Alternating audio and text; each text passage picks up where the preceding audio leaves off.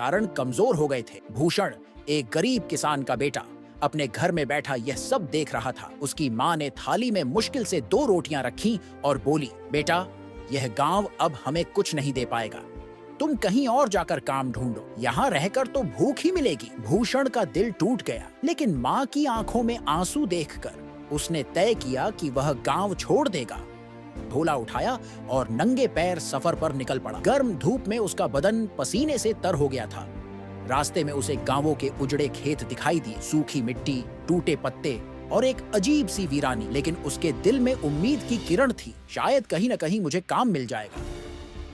2 दिन तक पैदल चलने के बाद भूषण एक बड़े और संपन्न गांव विजयनगर पहुंचा। वहां खेतों में हरियाली थी, कुएं पानी से भरे हुए थे और बाजार में रौनक थी। भूषण थक कर एक पेड़ के नीचे बैठ गया। उसकी आंखों में भूख और थकान साफ झलक रही। तभी उसकी नजर एक बड़े हवेली नुमा घर पर पड़ी। भूषण ने हिम्मत जुटाई और घर के मालिक जगत सेठ के पास गया। हाथ जोड़कर बोला, सेठ जी, मैं भूषण हूँ, दूर के गांव से आया हूँ।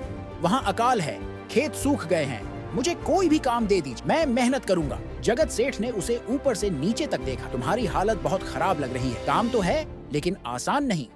मेरी 60 गाय और 40 भैंस हैं।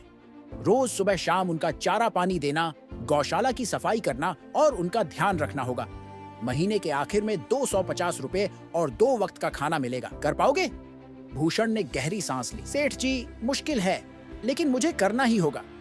बस अगर हो सके तो मुझे गौशाला में रहने की जगह दे दीजिए, क्योंकि मैं इस गांव में नया हूं। जगत सेठ ने उसकी आंखों में ईमानदारी देखी और कहा, ठीक है, रह सकते हो, लेकिन मेहनत करनी होगी। भूषण का नया जीवन। भूषण ने उसी दिन से काम शुरू कर दिया। वह सूरज निकलने से पहले उठता, जानवरों को प्यार से सहलाता, उन्हें पानी पिलाता और चारा डालता। हर दिन वह पूरी लगन से गौशाला की सफाई करता। धीरे धीरे जानवर भी उसे पहचानने लगे।